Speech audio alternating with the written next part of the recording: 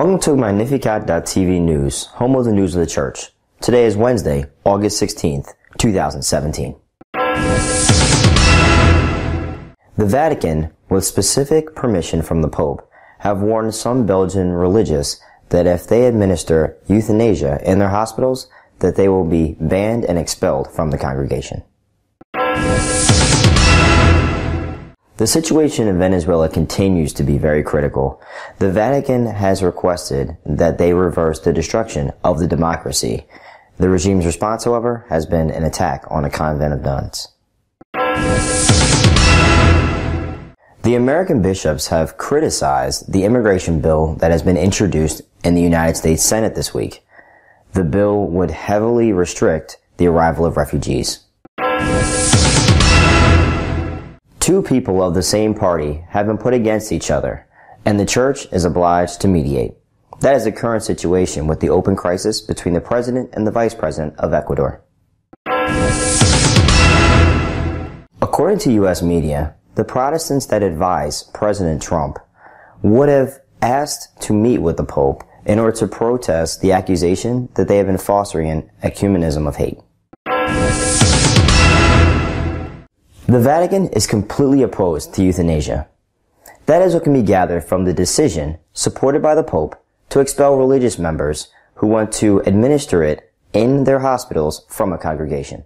The Brothers of Charity in Belgium have decided to administer euthanasia to the patients in their hospitals. Brother René Stockman, Superior General of the congregation, has prohibited it, but in the face of their disobedience, he has reported the case to Rome. According to statements of Brother Stockman, the Pope himself has given his personal approval to a decision of the Vatican, according to which, if those in charge of the hospitals do not retract, they will be expelled from the congregation.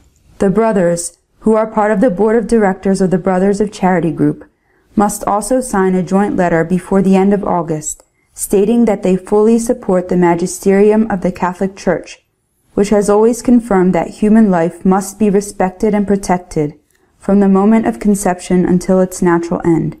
The brothers who refuse to sign will face sanctions under canon law, in addition to facing legal action and even expulsion from the church if they do not change their policy. In no case should they consider euthanasia as a solution to human suffering. This ultimatum comes after the refusal of the Belgian religious to adhere to a statement of the teaching of the Church, which prohibits euthanasia. The statement was written and signed by Cardinal Gerhard Müller when he was still prefect of the Congregation for the Doctrine of the Faith. It has also been known these days that in Holland, where euthanasia is approved, those who die from this procedure already make up 20% of all deaths. This especially affects the elderly and the chronically ill. Venezuela is still in the eye of the hurricane. Maduro is still determined to continue with his Marxist dictatorship, and neither the warnings of President Trump or the Vatican asking him to step back have made him desist from his project. Cardinal Urosa has denounced that the National Constituent Assembly does not have the right to seize the headquarters of the National Assembly and considered the action unacceptable. It is a matter of, the Cardinal said, a measure that astonishes because of its violence and arbitrariness, and in addition, it infringes upon the will of the people who sovereignly elected the National Assembly in the December 2015 elections.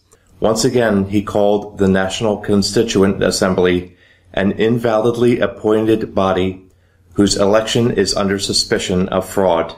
The statements of Cardinal Urosa join the request of the Vatican Secretary of State, Cardinal Parolin, for Maduro to reverse the establishment of a Marxist dictatorship in the country.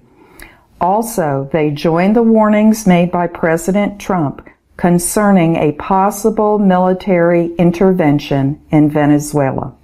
The response of Maduro has been the raid by police of a residence run by nuns who were aggrieved, without those responsible having been punished for it. American bishops have never stepped back from confronting Trump and any issue that they may have. This time, it's about the immigration bill that's been introduced in the Senate for debate.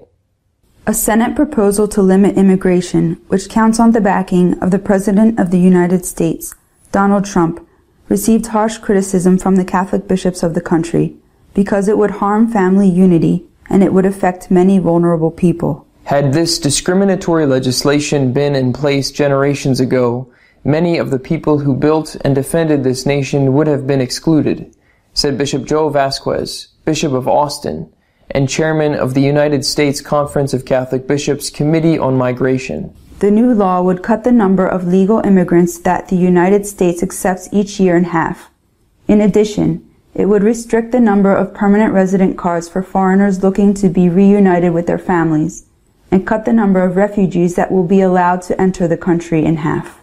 The American bishops also criticized the permanent limit on the number of refugees who would be allowed a safe entry into the country, saying that this would impede the flexibility needed to respond to humanitarian crises. The President and the Vice President of Ecuador are from the same party and are seriously set against each other. The bishops of the country have called for a dialogue for the good of the people. The Ecuadorian Bishops' Conference made a statement through its webpage concerning the tension between the President Lenin Moreno and the Vice President Jorge Glass. On August 3rd, the President withdrew Glass's duties, and from that time on, the situation in the country has been embroiled in a great deal of uncertainty. In the face of what happened, the Ecuadorian bishops have expressed their concern over the tension and have called for the responsible politicians and the citizens to respect the institutionality of the country. The Vice President is from the same party as the President, Alianza País, but has found himself tainted by reports of corruption. This rupture, the bishops say, cannot and must not divert the country from the path undertaken by the President of the Republic, nor overshadow the action of the prosecutor's office and of the supervisory bodies of the state, especially in their fight against corruption. We are chiefly concerned about the impoverished of our people, who are the first victims of the economic and ethics crisis, and who suffer in their own flesh the consequences of a corruption that in no way may go unpunished, because impunity always generates more corruption, they added. The harsh accusation of two people close to the Pope, who are against conservative Catholics and Protestants in the United States, of having an ecumenism of hate, has had their response. The Protestants have asked to meet with the Pope in order to defend themselves. According to U.S. media, Johnny Moore, former vice president of Liberty University and spokesperson for the evangelical advisors who informally assist Trump, sent a letter to the Archdiocese of Washington asking to be received by the Holy Father. Moore is also a member of the board of the National Association of Evangelicals. The letter was sent on August 3rd. The letter refers to the article published by the magazine La Civiltà Cattolica and by L'Osservatore Romano entitled Evangelical Fundamentalism and Catholic Integralism, a Surprising Ecumenism, signed by Father Antonio Spadaro, Jesuit and advisor to the Pope, and by the Presbyterian pastor Marcelo Figueroa, editor-in-chief of the Argentinian edition of L'Osservatore Romano, which criticizes the efforts of conservative Christians to influence the politics of the country. In his letter, Moore said that it's in this moment of persecution, political division, and global conflict that we have also witnessed efforts to divide Catholics and evangelicals. For this reason, he said, we think it would be of great benefit to sit together and to discuss these things. Then, when we disagree, we can do it within the context of friendship. Though I'm sure we will find once again that we agree far more than we disagree, and we can work together on those areas. The articles of La Civiltà Cattolica are reviewed by the Vatican Secretary of State. That is why Moore said that perhaps there is a breach of understanding in the Vatican. I and a lot of us are genuinely surprised that a pope who has a reputation as a bridge builder, if he did know about this, would allow something like this to be published. Our editorial this week is dedicated to commenting on the decision of the Vatican to prevent Catholic churches in Belgium from administering euthanasia. Estoy convencido de que muchos, quizá la mayoría, de los que se muestran favorables a la exhortación apostólica Amoris Laetitia no se la han leído.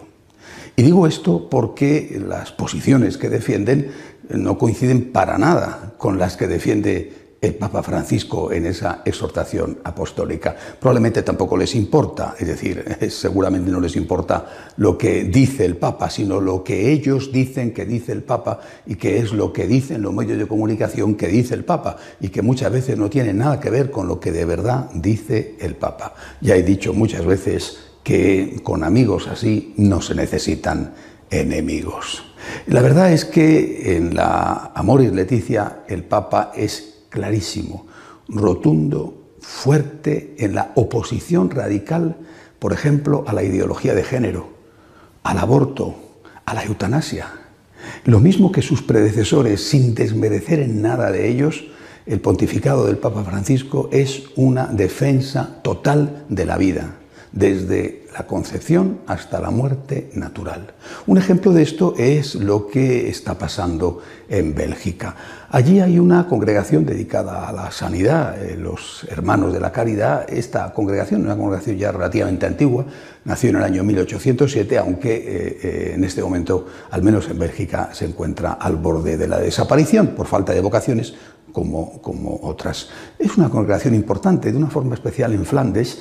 Tienen allí 15 hospitales, atienden sobre todo a enfermos psiquiátricos, también ancianos, más de 5.000. Pues bien, han decidido los responsables, los hermanos responsables de la congregación en Bélgica, que en sus hospitales van a administrar la eutanasia, que es legal en ese país desde el año 2002. El superior general de la congregación, padre René Stockman, está en contra de esta medida y ha denunciado a sus propios hermanos al Vaticano.